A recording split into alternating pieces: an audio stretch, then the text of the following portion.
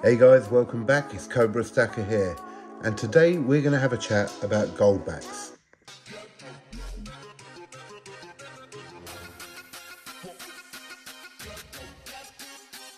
What are they? Where do they come from? When were they made? And what were they made for? Can we use them? Can we stack them? Is it worth stacking them? We're going to look into it. But before we do that, I did pick up another 1 ouncer. So it is the Queen's Beast White Horse of Hanover. Now, I didn't think I'd be collecting the Queen's Beast series in the gold. But because of my love for the completer coin, I did pick that up right in the beginning of my stacking. And I just held on to that, and that was cool. And I was going to leave it at that.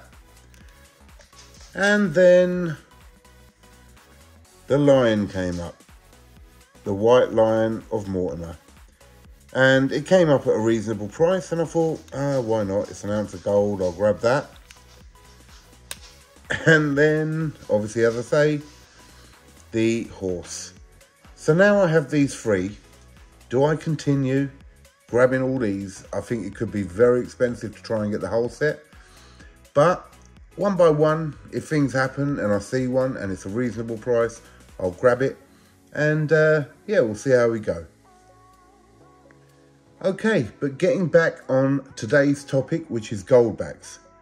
What are Goldbacks? Well, let's start there.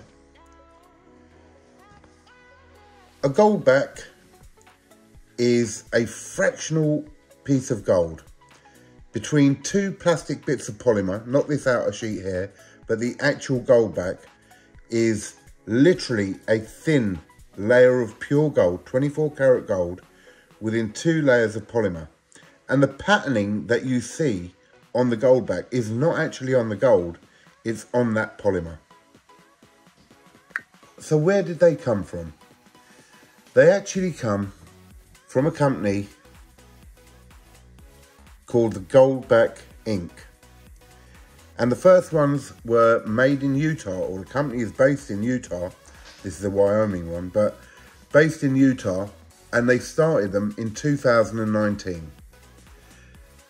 And the 4 states that are currently, some businesses in those states are accepting these in trade, bartering, or for buying, are Utah, New Hampshire, Nevada, and Wyoming.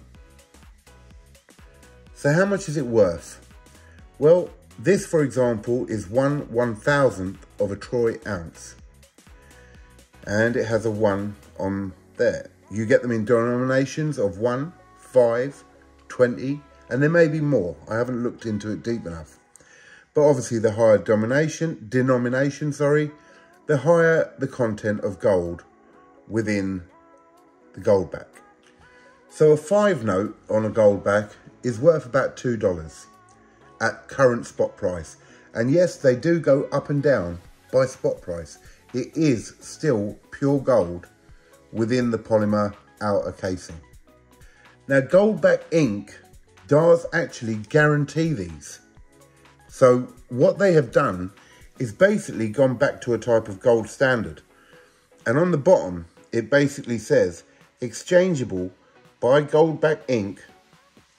Hang on, can't read that now. Exchangeable by Goldback Inc. in US gold coins to the bearer on demand, which is very similar to what the dollar said and what the pounds used to say over here, sterling pounds. So if you went in with 1,000 of these to the Goldback Inc., you could get a 1 ounce coin. So they have given a new monetary form, but at the moment only used in these places. These are intended to be able to be used worldwide and recognised worldwide. Now, I'm not saying that's going to take off as a new form of money, and I don't think it's really been produced in that way. It's really giving the option to those 4 states at the moment, and as I said, they are actually using them in certain businesses, but it's not tender that can be used everywhere. Would I stack these or collect these? No, not really.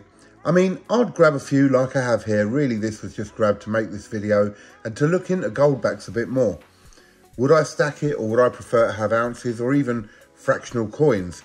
I would prefer to have the fractional coins. But yeah, I don't know. If I see a few more of these and they look nice, I might grab them just for the fun of it. But I'm not going to go mad on these things. The premium on them is massively high. So each of these notes here cost me £5. And as I say, that is 1,000th of a troy ounce. So there's not much gold in there at all. But as I say, it is still gold. I do feel though, in those situations that people talk about all the time, you know, when everything goes wrong with the world and the currencies and everything else, if and when.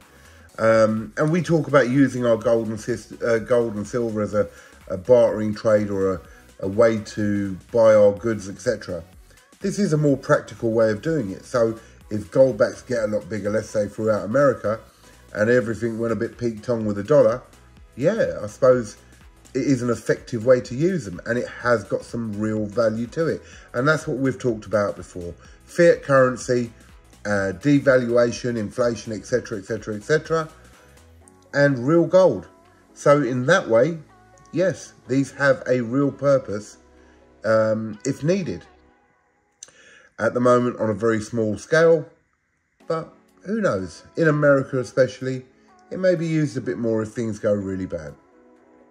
And we all know with these bank collapses and all that lot that have been going out, though they have been bailed out by the bigger banks like JP Morgan, etc., because no one wants to see the total collapse and bank runs and all that sort of stuff.